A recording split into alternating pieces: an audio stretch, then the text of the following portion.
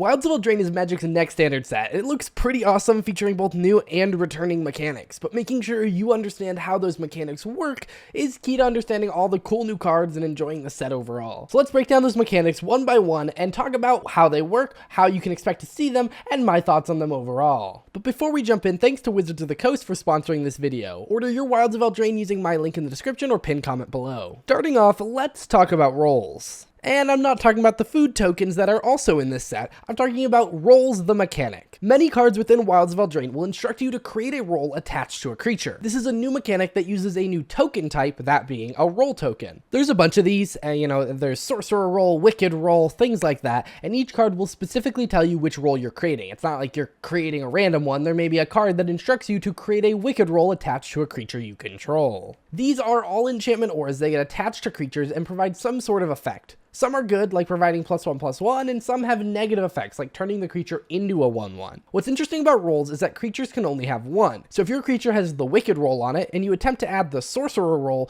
the Wicked one is removed, which happens to proc one of the Wicked role's abilities, causing each opponent to lose a life. That means that if you end up with a negative role on your creature, you can get rid of it by adding a positive one. You can only get rid of ones that you control though. It won't knock your opponent's rolls off of your creatures. One other note, and something you may have noticed, is that these tokens look weird. The tokens are flip tokens, allowing each one to represent multiple roles, reducing the number of them you have to actually carry. This doesn't actually have any gameplay effect, it's just so that you don't have to have so many tokens just for the role mechanic. Overall, roles are a unique way to buff up your creatures in the long run, and they play very nicely with other mechanics from the set. Speaking of which, let's talk about another mechanic from Wilds of Eldraine. And while it's not new to the plane of Eldraine, it is adventures, and they're looking a little different this time. This is Conceited Witch, but it's also Price of Beauty. You can cast either the creature side or the sorcery side from your hand or anywhere you could cast it, like if you were to exile it and be able to cast it. However, if you cast the sorcery side, instead of going to your graveyard, you put the card into exile, and you can then cast the creature side at any time from exile, essentially allowing you to get effects from both. If you decide to skip the adventure and just cast the creature, you do not get the chance to cast the adventure later. This functions exactly as it did in Throne of Eldraine, but this time we're seeing a lot more multicolored adventures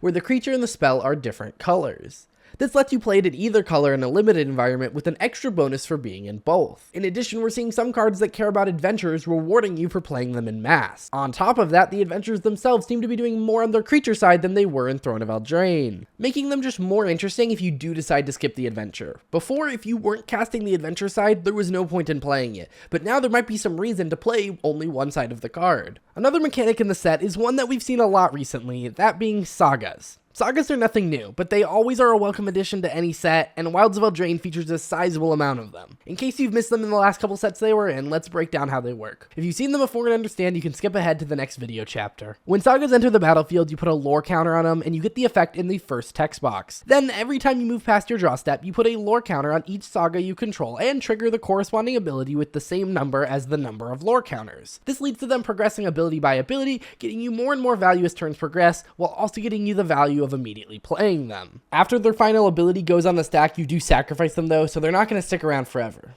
They are excellent cards normally, both flavor-wise and design-wise, and I'm really excited to see more of them as we move into Eldraine. Following that up, we have a new ability word, that being Celebration. Celebration is an ability word that cares about having 2 non-land permanents enter the battlefield under your control in a given turn. If you're not familiar, ability words are mechanics that just help classify an ability. Each card with Celebration looks slightly different, but they all have something to do with having had 2 non-land permanents enter the battlefield in a turn. Take, for example, Gallant Pie Wielder. It has double strike as long as 2 non-land permanents have entered this turn. But Ash Party Crasher has a triggered ability that occurs when you attack, putting a +1/+1 counter on Ash if 2 or more non-land permanents have entered this turn. They're completely different effects, but both revolve around that 2 non-land permanent effect, and because of that, both are considered celebration effects. It's just meant to make the theme more obvious and help you put cards together that work well together, so keep an eye out for celebration cards. Alright, it's time to talk about another new mechanic, that being Bargain. Bargain is a brand new mechanic you can find on various spells throughout Wilds of Eldraine. It gives you the ability to sacrifice an artifact, an enchantment, or a token as you cast the spell, and if you do, the spell gets an extra effect. It's kind of like a permanently set kicker cost across the entire set, allowing you to cast your spells without it for one effect, but amplify it more by paying an extra cost.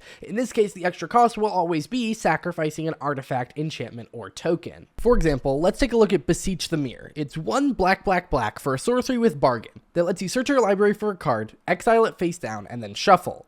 If you paid the bargain cost, you can cast the exiled card without paying its mana cost if that spell's mana value is 4 or less. Otherwise, you put it into your hand. So if you don't bargain it, it's a 4-cost tutor. If you do, it's a 4-cost tutor, and you get to play the thing for free, assuming it costs 4 or less. Every bargain card works a little different, but this is an example of how bargain makes spells better. This mechanic seems simple, and it pretty much is, but it's going to play really well within the set. You can sacrifice a roll token you know you'll lose anyway when you switch it out. You can sacrifice a saga you've already gotten the effect you want out of. You can sacrifice a food token that you can be sure you'll be making plenty of, or you can just sacrifice a permanent you no longer need. Eldraine has tons of enchantments, tokens, and artifacts, so you're sure to be able to bargain a bunch of your spells. Alrighty, those are the mechanics of Wilds of Eldraine. If you have any comments or need any clarifications over anything, let me know in the comments down below. And again, if you want to get your hands on Wilds of Eldraine, make sure to use my link in the description below. And if you want to see more content from me, check out this video where I break down how Wilds of Eldraine's enchanting tales are super awesome, and this video where I break down exactly what's in a Wilds of Eldraine collector booster. I'll see you guys in the next one.